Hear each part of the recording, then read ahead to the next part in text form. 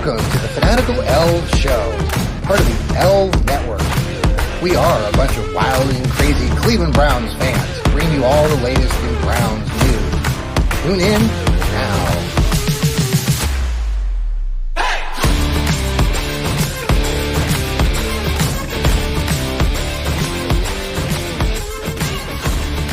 Oh, here we are. We are the Fanatical Elfz. This is the Fanatical Elfz Show.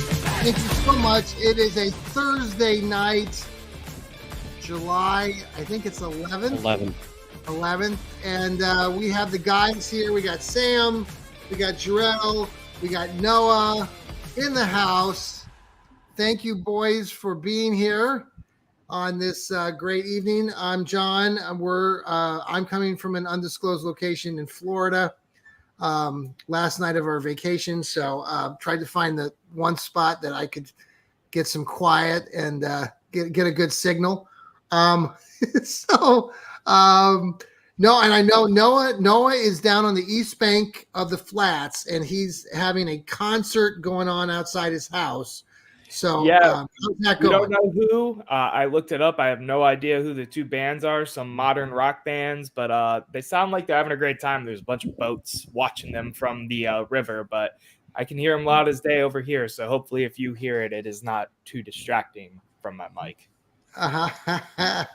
Well, Noah, thank you for being here. I know you've had a couple great shows this week, and we're in that kind of lull before the storm, especially with the Brownies and talking, football, and we got training camp around the corner. Jarrell, how are you getting pumped up and ready to watch these training camps? I know you said you saw some stuff from Watson today. Yeah. I saw that the receiver thing came out on Netflix, and I guess in the trailer it actually shows the Browns and the 49ers scuffle. So that'll kind of give a little holdover until until we really get rolling. Yeah. Very good. No, I was on the show with Jeff Hartman, with the Pittsburgh group, and he was on his show the other week, and he was talking to me about the Hard Knock stuff that the Browns are going to be involved in. He was asking how us and Browns fans are feeling about Hard Knocks. I said, I think it's going to be really cool. I think some fans thought maybe they'd be the Hard Knocks this summer, but I said, no, it's going to be like more this winter when they get in, and obviously HBO and things, they think that we're going to be pretty competitive. So, well, that's great. So we got a couple weeks before training camp. Sam, how are you down there in Dallas, Texas? Good. It's been like 92 for the past week and a half, and it's really, really nice because usually around here it's like 107. Ooh. But it's been really cool this past few weeks, which is great because it might get hot. I don't know. There's no proof, but we're just glad that we haven't gotten any that's the wrong word. Affected by the hurricane that hit Houston a few days ago. Yeah. It missed you. Didn't hit you guys. It may not have missed us, but I think it just faded out before it could get to us. Well, I think it went by you because I know Michigan and stuff, they got hit by a lot. Illinois got hit by a lot of rain. Yeah, we haven't had it. We've had a little bit of a drizzle, but that's about it. So okay. But I know someone in Houston who's got some pretty big damage from the hurricane, but I saw some. Yeah, my daughter Mariah, she's got her boyfriend's family. Their boyfriend's sister lives in Houston, and so she was sending us video when it was going through that area. Actually, that hurricane went a little bit further. Going up through Houston was not necessarily expected. We're here in Florida, so I'm glad it didn't continue to turn up. Yeah, it was really weird. It hooked and turned around and went into the Gulf or whatever. I don't know. It was a weird hurricane, but yeah, we're just chilling out here, hanging out. Well, we're chilling here in Florida. We've had a great time. A lot of Browns fans trying to wear my Brown. No, I'm not wearing my Browns gear. Well, I got my hat on, but I always like to run in the fans wherever. And when I'm wearing my Brown stuff down here, go Browns. People are always asking questions about Deshaun and what do you think about Watson? And so today I know, Jarrell, you said before we started that there was some video that came out about Deshaun. Yeah, it looks like he was throwing indoors, and again, I'm not a big fan of the height videos, but he looked crisp. The throws look crisp, and they look on target, and it was just one guy running routes. But it'll just be interesting to see how much injuries play a factor this year, because I think that's the main piece. You know that everything is there. You got all three phases. You got offense. You got defense. You got everything. There's no excuses. No. When they said last week, when we were talking last week about one of you guys mentioned the quarterbacks going through that there were, I think maybe you brought it up, Jarrell, there were 58 or something different quarterbacks that started in the NFL last year. And I think Steve said that, yeah. Yeah, and 5 of those were for the Browns. So 10% of the starting quarterbacks were from one team, the Brownies. So I thought that was kind of interesting. Just real quick, not on the Brownie side, but Noah, I know you're a big Guards fan. Yes, sir. And I've been saying this for a while. They lost again to the Tigers. And I know they barely beat them in extras 2 nights ago. Then they lost to them last night. Are you still feeling pretty comfortable with the Guards where they're at? I mean, we have the best record at home, I believe, in the league, if not the AL. Yes. You're going to lose some series sometimes. It's never a perfect science. I know the Tigers aren't a fantastic team, but, you're still winning a majority of the games when you go out there, and you're still winning a majority of the series when you go out there. Yeah. I get why the fan base in general is down because you expect more playing the Tigers, but yeah. I'm still, hopes are high and everything. We're going into the All-Star break, come out of the All-Star break with some better pitchers, hopefully. I mean, that's the be-all, end-all of this. Right. We need starting pitching, and if they get that, then we're going to be golden. But until we Yeah. get that, we're going to have some of these teeter-totter series that we don't like to see. Starting some random guys, letting Austin Hedges pitch 2 innings. I don't know if any of you guys saw that. I did not. Hedges pitched You mean our catcher? Yeah. He pitched the 7th and the 8th inning today because we were down 10-1. Oh, Lord heaven. That's no, I think we do have the best American League record. The Twins are coming on. That's fine. They can come on. They've come on every time between June and July, and then they fall off on all the other months. So okay. I'm not worried about them yet. I'm also here for all the smoke with the Twins fans because they like to chirp a lot on Twitter. And I love reading all of their Guards mistakes. Do they finish the series? Okay, so they played Detroit. They lost them today. Now where do they go? I believe the next series is Tampa Bay. I will look that up for you. So they finished that. Okay. All right, well, let's go back to the Browns for a little bit because we are Browns, Tampa Bay. Okay. We are the Fanatical Elfz. You can follow us here on the X, on YouTube, on Facebook. We're on Apple, on Spotify. That's where we make the big bucks. We really need you to download our audio. So Noah and Jarrell and Sam, well, not Sam because Sam's a youngin' yet, but we can earn those pennies. Sam's earning sweatshirts. So, by the way, Jarrell's sweatshirt, man, you want to give a plug on your show again or your apparel? I appreciate that. Dog Food Store, DAWG Food Store. You can find all of your exclusive Cleveland Browns attire, CLE hat, a couple different hoodies, things like that. And I know we have a Fanatical Elfz store. Is that right, Noah? Yes, we do. Yeah, we have merch for all of our brands.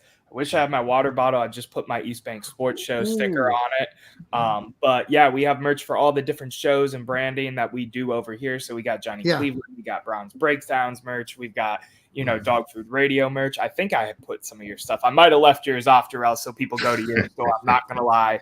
But we got a little bit of everything for everybody here on the network there as well. Well, these guys do a hell of a job, and I'm really. We're excited to be part of this. And I think, I keep saying this in all my shows and plugging you guys away. I mean, we've been working at this for about a year and we have gained a lot of you followers on the X and YouTube. We really want you to try to go to YouTube too. We really would encourage you to go there, YouTube, follow, subscribe to us. It's just, helping build up our audience there. No, we don't have 10,000 subscribers yet, but, we have all these guys here too are good writers. Check their stuff out. A lot of them write for Fans First Sports Network. I did a series on the top 10 Browns since '99. I don't know if any of you have been catching those. I'm up to number 3. Today was Myles Garrett. Maybe any guesses on the top 2 coming up soon. But Myles was in the news because he I think was voted recently amongst executives, coaches, and in the NFL that he's the number one edge rusher based on their votes. And I would 100% agree on that. I was looking up some stats, or somebody was doing an article on Miles, and he's 28 years old. He's got now 6 straight seasons of double sacks. He's had a couple seasons of 16 and 16. I think he had 14 or 15 last year. I'm just excited to see what this guy can do this year. I just feel like Miles is just going on another level. I mean, I think that's a big part of what happens. I talked a little bit in the Miles part in the article and pointing out he's number 3 on my list, that, he had some issues in 2019 when he threw his helmet at Mason Rudolph, but he's really come a long way as a teammate, as a leader. What are your general thoughts? Sam, let's start with you. You've watched Miles, since he's been with the Brownies, and I know you're probably pretty impressed, like we all are as Browns fans. What do you like most about Miles' game, and what are you expecting this year coming into the year, and how do you think he's going to perform? Yeah, the thing no, this is not taking away anything from Miles, but I feel like Miles is gooder. That's bad. Better. There you go. Gooder. If, it's matching your shirt there. No, he saw your shirt. No, you got the good at the top, so he was, yeah. I feel like the performance of the other edges and defensive tackles is really making Miles even better, because you can't just double team Miles now, because you have to worry about Zadarius Smith. You have to worry about all of our defensive tackles. You have to worry about even linebackers coming in for blitzing. And I feel like that's making it really tough on offensive linemen, because if they commit too much to Myles Garrett, someone else gets through.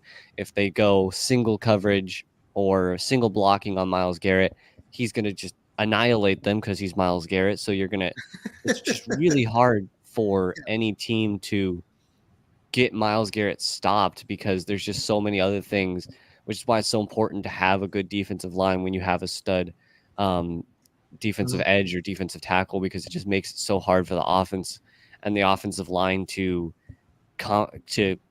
keep up with all the things going on around it. Zadarius Smith,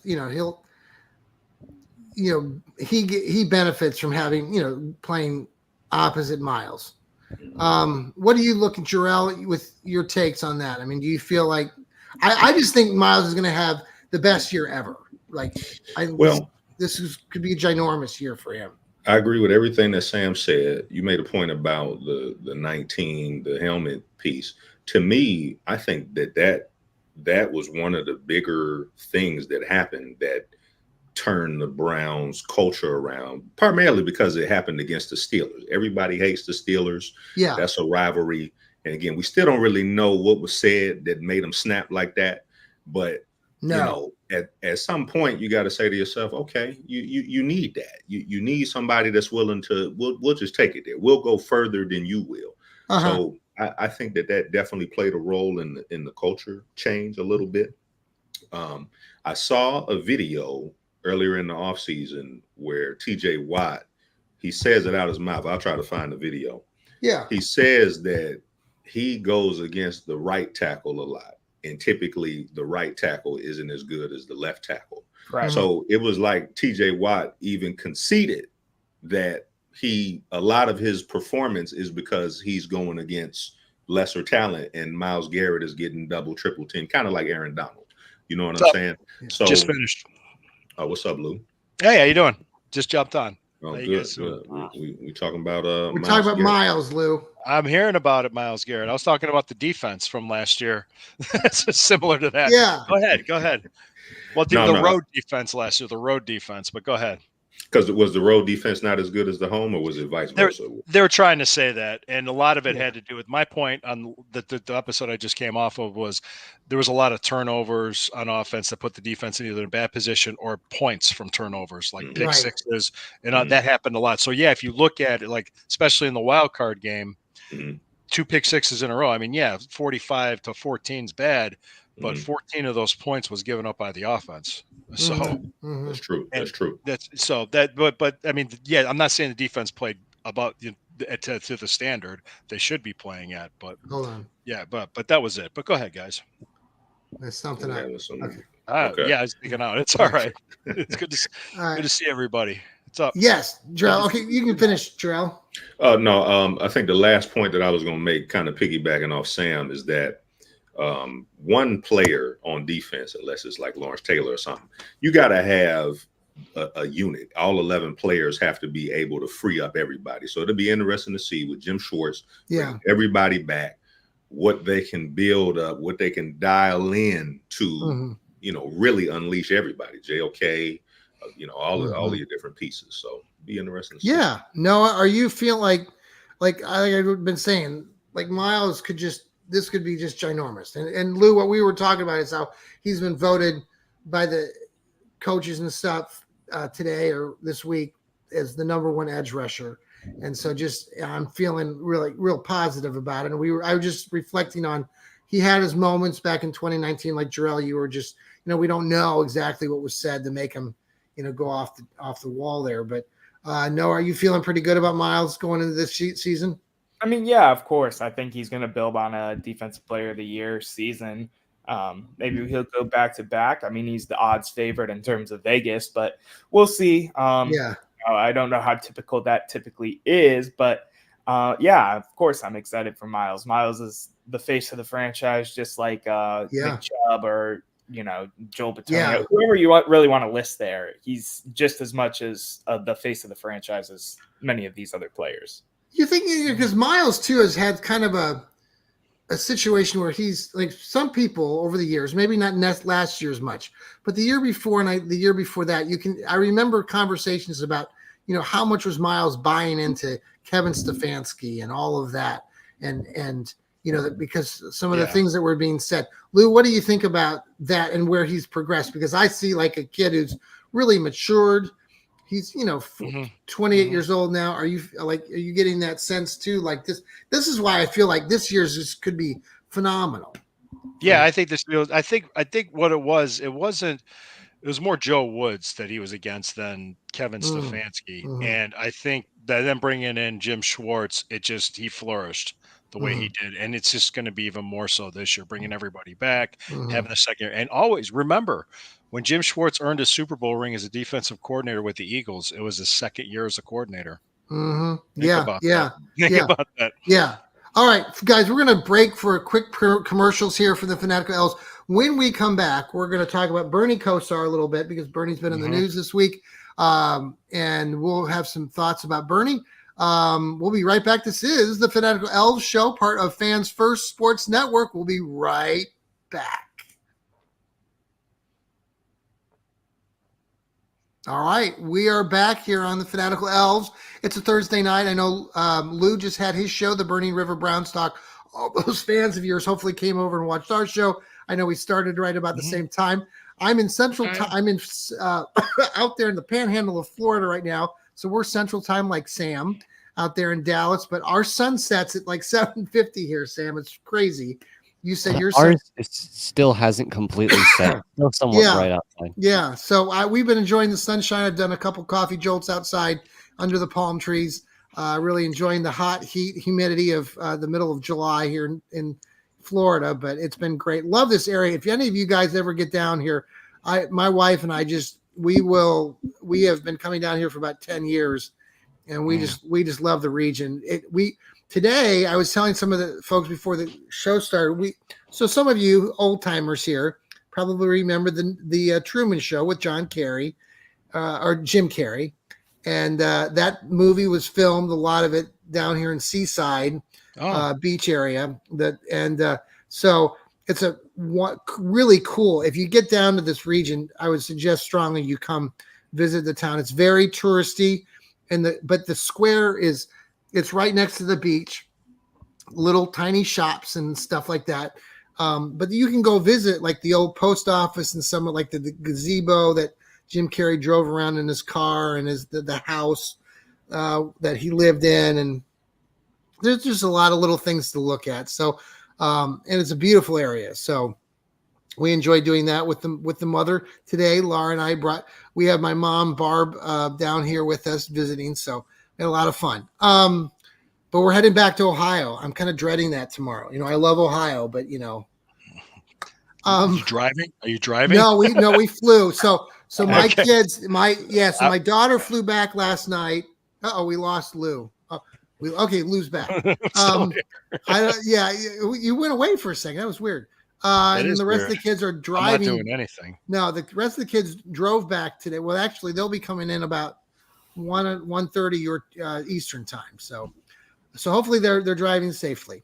All right. So Bernie Kosar, lifetime, Browns, great, quarterback. Many of us here consider him the best or Browns quarterback that we grew up knowing. He's 60 years old, from what my understanding. He came out this week again with the liver transplant needed, and then early stages of Parkinson's.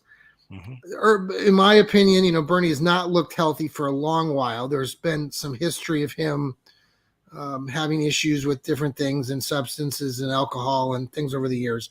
But no, so he's sick. He's trying to recover. I know, Lou, you live in the area. Noah, you live in the area. Are they talking more in the news? I haven't been down up there, listening to the news, but how is, the media coverage? Noah, I'll start with you. Yeah, I've seen a lot of posts, a lot of, your media outlets covering that type of thing. It's been really interesting. A lot of support. Obviously, the Browns posted for him, and there's been an up and down relationship with Bernie and the Browns in the last couple of years. Sometimes part of the team as an alumni, sometimes they push him away because of the antics of Bernie Kosar. But I think the long and short of this is prayers for Bernie. Hope he gets well. Hope he gets everything he needs in terms of needing the liver, and he has Parkinson's, and just the help and health he needs so he can stay alive and stay around on this for as long as he deserves to. Yeah.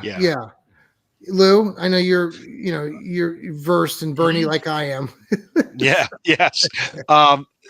Just similar to what Noah was saying, but I'm adding a little bit extra because I'm going to tell you something. My older brother, he's a long time been fighting Parkinson's, and he's very, very astute when observing people's mannerisms. He said he knew a while ago that Bernie had. Really? By the way he was. Yeah. So, and because, my brother was diagnosed with it, and so was my father. So every year I get screened every year. At 51, I have no signs of it at this time. So it's one of those. And my brother was 43 when he was first diagnosed, which is rare. That's very early. Very early to do that. So it's a tough disease. Now the liver part. How old is he now? How old is your older brother now? He's going to be 55 in next month. And how is the disease work with him? He's been getting treatments and he's on medications, but he has good days. He has bad days. He gets frustrated because his mind's still there. It's just his motor skills aren't. So it's tough. It's tough for him some days. Yeah.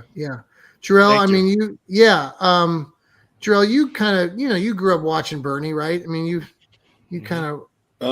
He was probably a little bit before, just a touch. I vaguely remember that because that would have been the early 90s. But when I hear about these guys, especially the guys of that era, because I know when my dad would tell me how they hit twice a week, they hit during training camp, they hit during practice, during the regular season, they hit twice a week.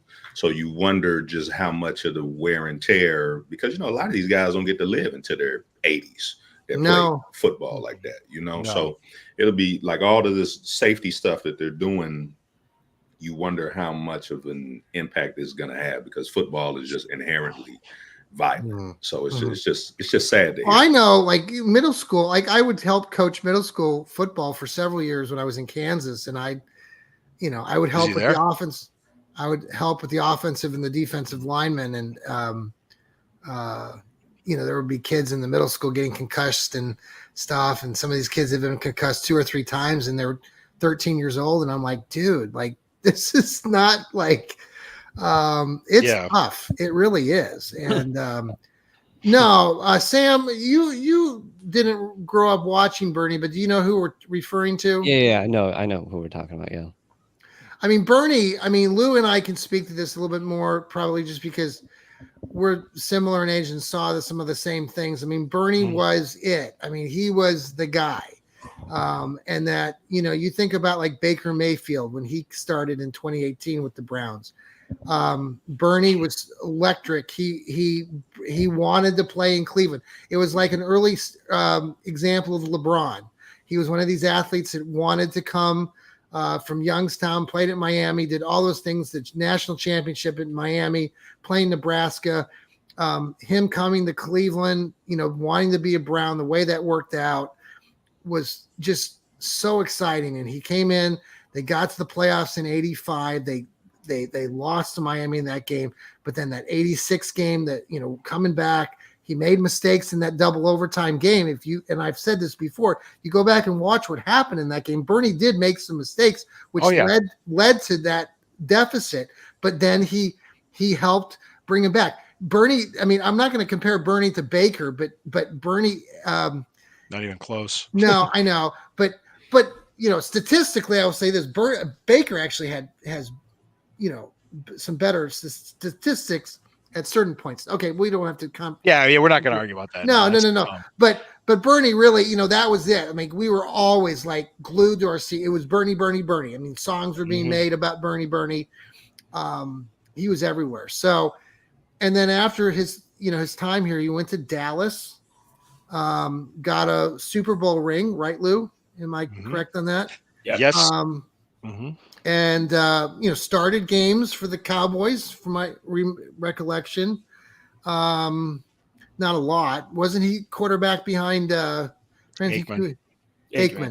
Yeah. Troy And Aikman. so then he got in, out of there. And, there's some history of him, doing things and drinking and reports of this or that or whatever, after he got out of the game or while he was playing. I don't know. He's been such a big part of the Browns culture, just everything, T-shirts still. I mean, people that are our age, we consider Bernie like he was God. He was LeBron. And so this will be a big thing if Bernie struggles, with his health. I was always concerned. I mean, I don't know about you guys, but you don't follow Bernie as much as probably Lou and I do. But I mean, he did not look very good for a while. He hasn't looked good for a long time. He was overweight for a while, and always was shaky, kind of not there in terms of his speech. I mean, I've met him before. I've met him a couple times. Oh, really? Okay.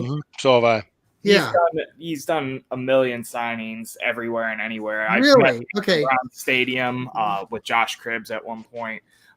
Great guy, but you can tell that the football effects of playing the NFL has. Now, what about like Josh Cribbs? I mean, bring up the name Josh Cribbs. What kind of guy? I mean, he always seemed like a pretty good, Ohio kid, Kent State, former quarterback. Yeah, I could speak on this real quick. This is kind of a cool story, I guess I can throw in here for the Fanatical Elfz show. So Josh Cribbs does and used to do a show on Channel 19, which is my employer. Yes. And now he's a part of Tailgate 19, which is the pregame show for the Browns games that we do locally. Yeah. I had a client that was doing a Tailgate 19 on location. So Josh Cribbs was there doing the show on location with some people that I got them to do the locate. They paid to have the on location thing, right? Yeah. And this was probably a couple months into my job at that point. And Josh Cribbs came up to me after and was like, "Hey, what's your name, man?" Because, I'm there for work. So we're all like talking like coworkers. So I was like, "Oh, I'm Noah. I'm new here, whatever." And he's like, "Well, welcome to Channel 19. You'll love it here. All of this." Like, it was just really weird to like grow up, idolizing this guy as what he was for the Browns, and how he's talking to me on almost like a level playing field of coworkers, even though it's still Josh Cribbs in my mind. But yeah, there's a story for you. He's a great guy. Yeah. What are some other I'll come back to you, Lou, here in a minute, but like Jarrell, when you think of like player, like you started following the Browns a little bit late, like you said, after Bernie, who were like, if there was a guy like Noah was saying, like Josh Cribbs, who, for Noah, probably, Josh Cribbs, I mean, for me too, if I got to meet Josh Cribbs, that would be pretty cool. Who would be a guy like you would like today, just randomly, if you could meet a guy for the Browns that used to play that you kind of admired? Well, like I said, I was fortunate to meet a lot of the guys, like the early guys from like the 80s, those 80s Yeah. teams.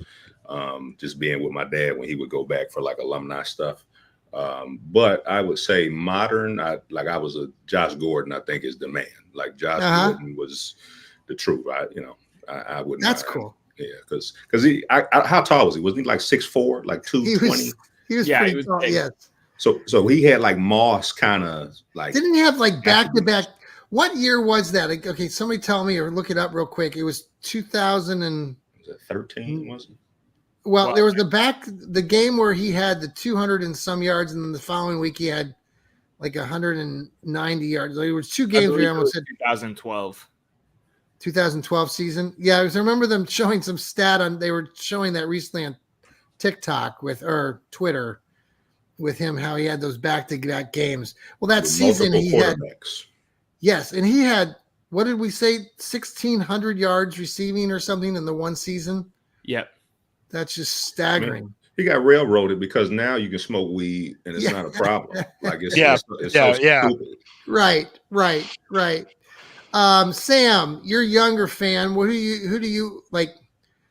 For me, like I'd still like to meet like Baker Mayfield. I know he's not a Brown anymore, but no, have you met Baker? No, I haven't met Baker, but he's not a Brown, and he's not. We don't care about it. Brown's history. Well, Nick Chubb, obviously, for me, Nick Chubb, I would really, absolutely. Nick would be. I want to meet Kevin Stefanski. I'd like to get a feel for what Kevin's. I mean, obviously, dude, I met him as well at training. Have you? Yeah, good dude. Yeah. Yeah, you think he's a genuine guy? Young family. Yeah. Yeah, cool. Okay, all right. Sam, sorry, we cut you off. No, I guess probably Nick Chubb. Maybe I feel like it'd be fun to meet some of the older players, like who was the Hall of Famer left guard? Joel Bitonio. No, you mean Gene Hickerson or Joe DeLamalore? No, it wasn't a guard. He was for the offensive line for the Browns. I can't remember his name. He got inducted. Joe Thomas. Yeah, he would be left really tackle. fun to meet. I think he would be really fun to meet. You could go fishing with him up in Wisconsin. I think Nick Chubb would be fun. Maybe he could like squat a Toyota for me. That'd be fun to watch. Be like, here, can you squat this triple door LG fridge? That would be great. He doesn't use dollies to take washing machines out of Home Depot. He just picks them up and leaves. I like that. Lou, do you got a favorite? But you might find this weird, but I would like to meet Andrew Barry. Yeah, I would like to meet. Just to kind of. We'd like to pick his brain. Pick his brain. See what makes him tick. I like what he's done. He's an interesting guy. So how did he make so much money? What's that? What did he say? He make so much money? Yeah. What are your investment portfolios? I'd like to know. Yeah, I'd like to contribute. Yeah, gold, precious metals. He watches Fox News. All right. Well, that's it, boys, tonight for the Fanatical Elfz. But I did want to go around the room one last time and get a little final take. I know, Noah, we talked a little bit about our guards and how they're struggling a little bit against the Tigers. And anything you want to talk about with the Brownies and Cleveland, we just final reminder to fans again, we will, training camp starts in under 2 weeks. My math is right about 2 weeks from now, Greenbrier. So we'll be doing daily shows from training camp, or not from training camp. We will not be at Greenbrier unless Lou goes down. But I don't think we have the income to support that trek. But I've been to the Greenbrier. That's an interesting story. Right. I've been Lou, there. let's start with you. Final takes this week. I know you've done some shows this week on looking back and kind of catching fans up. I think that's really great. Thank you.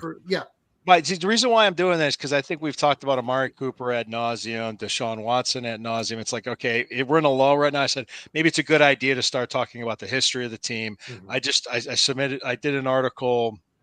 I did one release today. It was about the 2001 Bottlegate game. Mm-hmm. And I don't know. I gave it a read today. Yeah. The reason why I did that was because a lot of people bring that up, and I'm like, do you know what happened?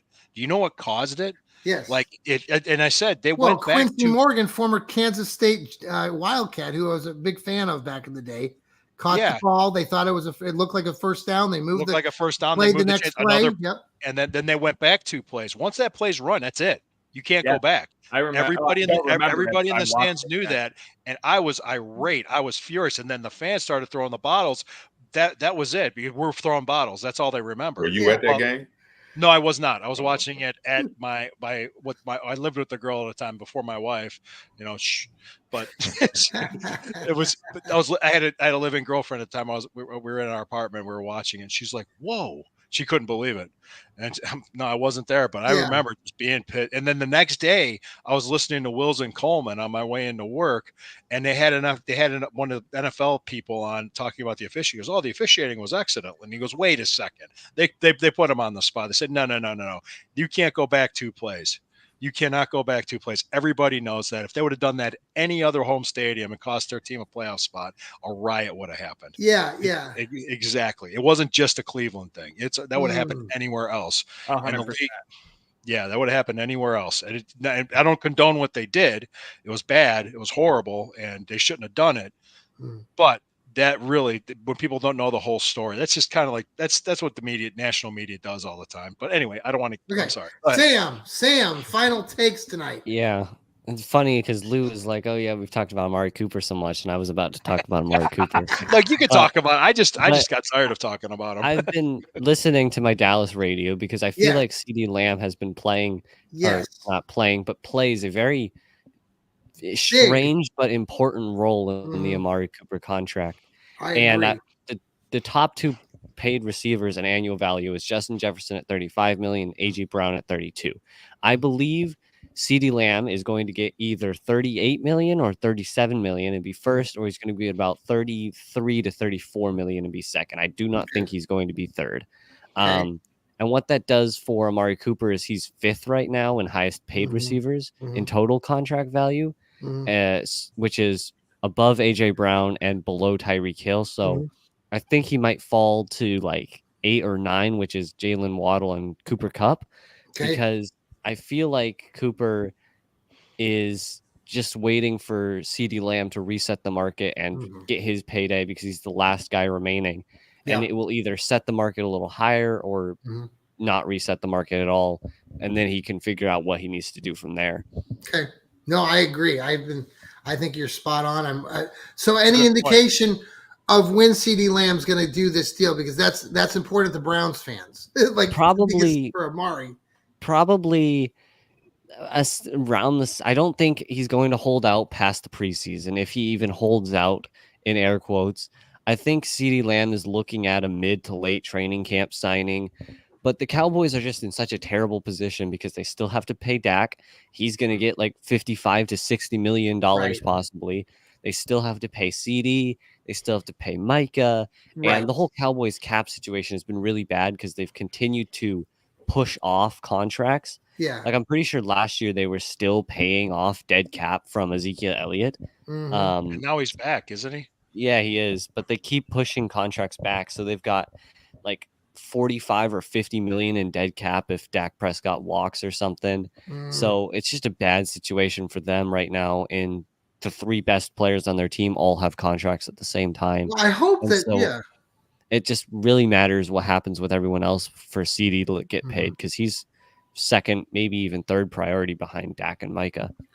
This is my concern. Then when I hear that as a fan, and then I think, well, crap. If that's true, and I think part of what you're saying, a lot of it is true, that Amari could be. We could stretch this thing in the training camp, and all hell's going to break loose with Browns fans if he doesn't return at the beginning of training camp or isn't there at Greenbrier. Fans are going to be panicking, and then but in the back of my mind, I'm hearing what Sam's saying, and I kind of agree with his take that I think that what CeeDee Lamb does kind of will set some of these other guys up, including Amari. Jarrell, final take. Well, I guess I got 2 points. I think on the Amari Cooper thing, it makes me think of these teams. It makes me think of Bill Belichick when he would always try to get rid of players a couple of years before their productive years had passed them. I think that's kind of a dangerous game because Amari Cooper, he doesn't have the speed of Tyreek Hill, but he can run routes and he gets open. Yes. He's probably still the best route runner on the team right now. So I don't know who you're going to go out and get if you're thinking about getting rid of him that could even replace that type of production with, again, 4 or 5 different quarterbacks with that. So the other piece is when I think about the season, the Browns, hopefully, this is why I hope they get this Cooper thing done, is that you're not going to sneak up on anybody anymore. Everybody knows you got a top 5 defense. Everybody probably knows that Watson, you've seen flashes of it. If he can put it together for a full season, you got an offense that you got to deal with. So you're probably going to get everybody's best shot or close to it, even the bad teams. That's why I feel like they got to get all of this business settled so that you can go into the season without any distractions. So that's what I'd like to. I like that. Yeah. I think they feel the same way. So, yeah. Noah, last take. Yeah, we're talking about training camp a bunch. As an offensive lineman, got to talk about my O-line. I'm really curious to see what the starting tackle situation is going to shape out to be. We got Big Thanos, DeJuan Jones, who played great football last year for us. Jed Wills, obviously Jack Conklin. Not enough room for all these faces, but we'll see what happens. I'm really excited to see what those depth charts look like coming back to Cleveland after. Guys, thank you so much for being on the Fanatical Elves tonight. Lots of great content material. These guys knock it out of the park. Lou with his Burning River talk. We got Noah East Bank Show, Dog Food Radio, and Sam with Brown's Breakdowns. I with the Coffee Jolt and Jenny Cleveland shows. Thank you so much. We will see you next time. Go Browns. Maybe I can get my computer. Oh, no. Oh, there we go. Okay, we got it. See you.